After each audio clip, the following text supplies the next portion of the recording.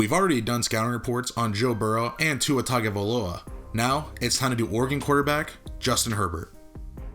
When scouting Justin Herbert, I immediately went back to last year's prospect, Drew Lock. And when I was scouting Drew Lock last year, I immediately thought of the year before in Josh Allen. When looking at the three quarterbacks' combine measurables, they're almost clones of each other. They really are. Justin Herbert, 6'6", Drew Lock, 6'4", Josh Allen, 6'5". Weight, 236 for Herbert, 228 for Lock, 237 for Josh Allen. 40-yard dash, 4.68, 4.69, 4.75. Within tenths of a second of each other. Not even tenths, within just milliseconds. They're identical. 3-cone drill, the same deal. Shuttle, same deal. Hand size a little different. Arm length, about the same for everyone. Prospect score from NFL.com. Josh Allen, 6.40. Drew Lock, 6.40. Justin Herbert, 6.45. They're literally the same prospects. The only difference really is the colleges. Drew Lock and Josh Allen both went to Wyoming and Missouri, while Justin Herbert went to Oregon, an actual really good school for football, while the other two are pretty lackluster in that, in the competition or the quality of, football talent coming out of those schools.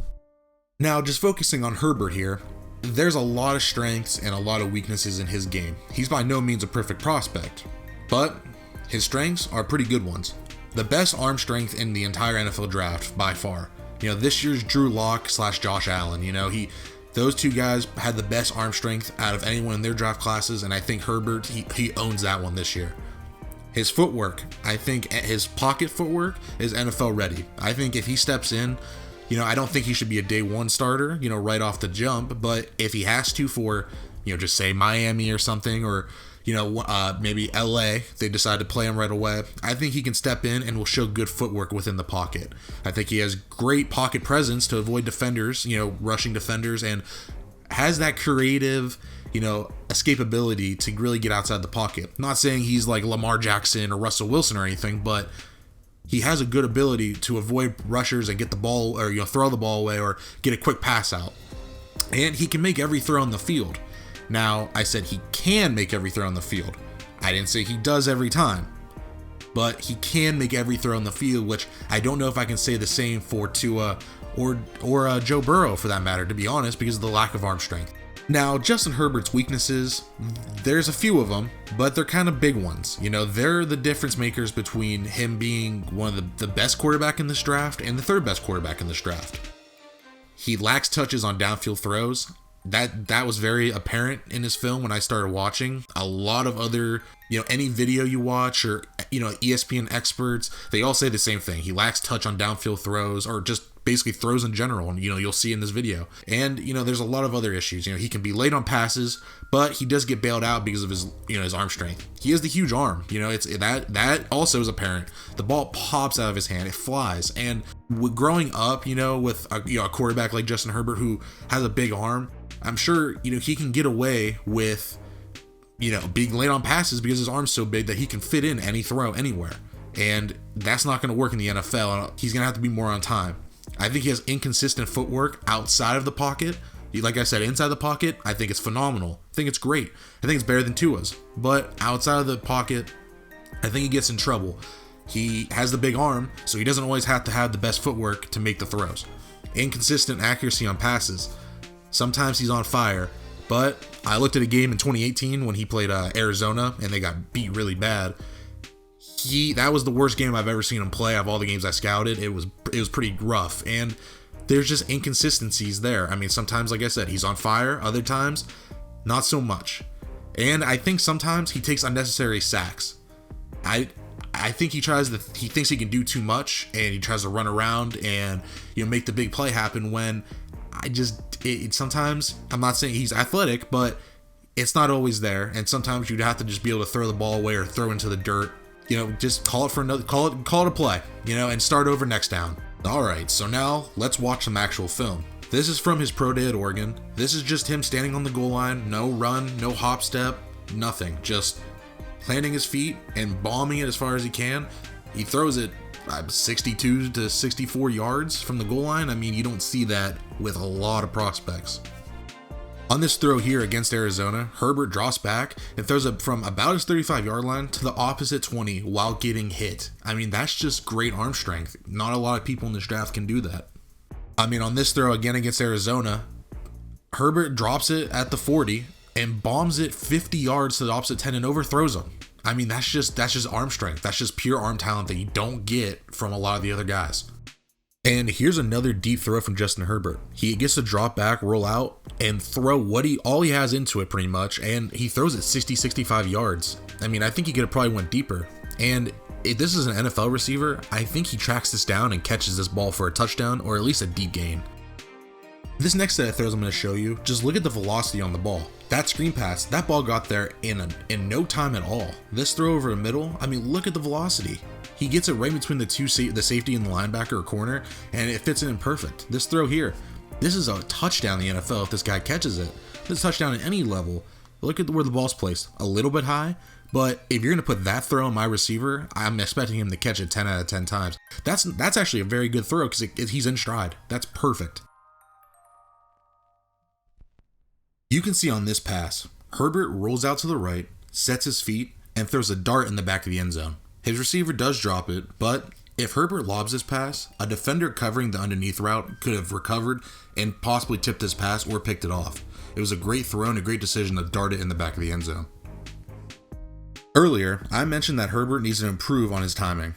On this play, I think his timing is perfect. He releases the ball before number 13 Dillon Mitchell hits his break in this deep curl route. This allows Mitchell to have enough separation against the defender who, at the beginning of the play, is playing way off. This allows Mitchell to sit down underneath and get a wide open catch. On this next play, it's another great timing route by Herbert. His tight end Jacob Breeland hits the out route, and you'll see by his head, look at where his head is. He hasn't even turned and looked for the ball. That's the ball in the background. That ball's already coming his way. Breeland, it sneaks up on Breeland, but he makes the catch for the touchdown. A great timing route by Herbert. From the broadcast view, this play is very misleading. What you see from the broadcast view is Herbert making a great throw to the receiver's outside shoulder away from the defender. That's a great pass. From this angle, what you'll see, Herbert throws the pass late. The receiver already made his break, and you'll see from this angle here, I paused it. The receiver already made his break, and the ball's not out of his hands yet. This doesn't seem like it's an option route where the receiver's going to move left. I think the receiver drifted left because that's where Herbert aimed it. Not that that's a bad throw necessarily, because that's great accuracy to make it away from the defender, but in the NFL, you have to have perfect timing, and routes like that, they're going to get deflected. And here's another pass that isn't that bad, I will be honest, it's not that late of a throw, but the timing could just be a little bit sharper. It could be a little bit cleaner. You'll see Herbert drop back here, and I'll freeze frame it. This is where the receiver is. He hasn't thrown the ball yet. Now the receiver is about, just started his break. Herbert still has the ball, not in the throwing motion. He's getting ready to load up and throw this ball, and it causes it to be a little bit late. It's not that late, but if the corner's a little bit closer, that pass could be incomplete. He's just lucky that the receiver had enough separation to make that catch. Now, let's move on to what I think holds Justin Herbert back from being the first or second quarterback being taken in this NFL draft. It's the accuracy and consistency. On this play here, you see a perfect pass. Not a lot of quarterbacks can make this.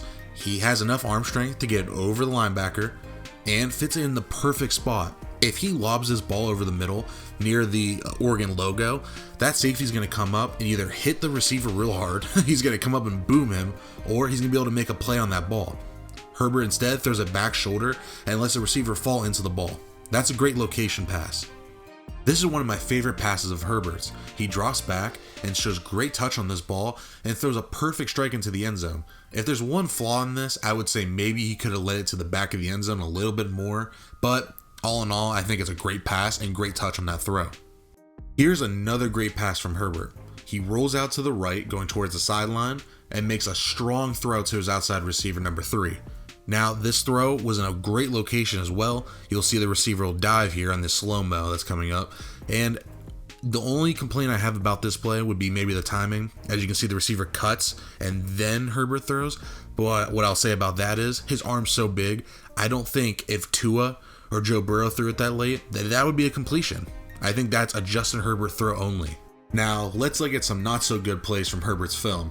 He has his tight end wide open and completely misses him. I mean, it's a little high, and maybe an NFL tight end or receiver makes his catch, but still, he's wide open and he can't miss this pass. He needs to put a little air under the ball and put some touch on it, and this is a completion for a touchdown.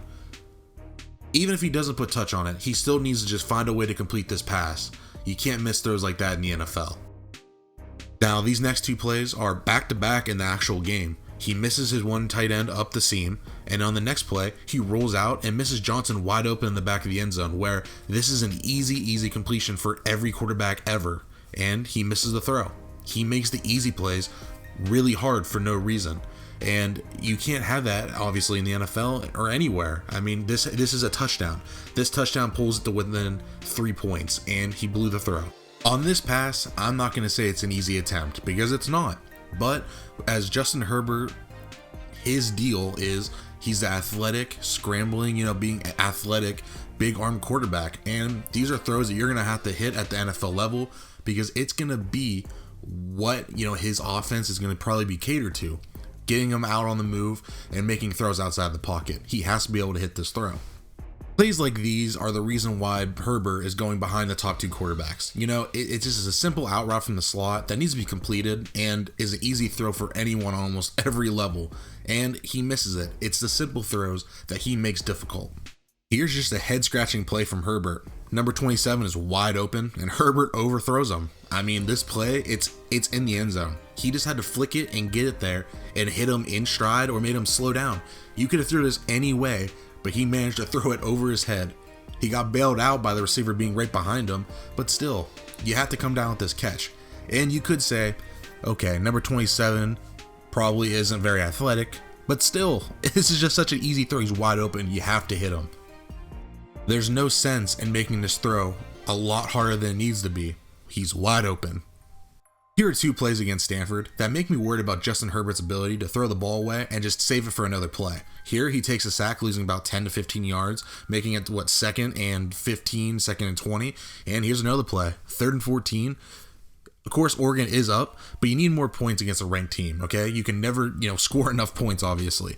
Here, he misses a wide open tight end over the middle where he could float this right over the QB spy. But instead, he doesn't throw the ball, and he takes a big sack and knocking them out of field goal range. For a college kicker, you obviously need to get closer to the end zone. Their kicker was 9 for 14 on the season, so not an amazing season.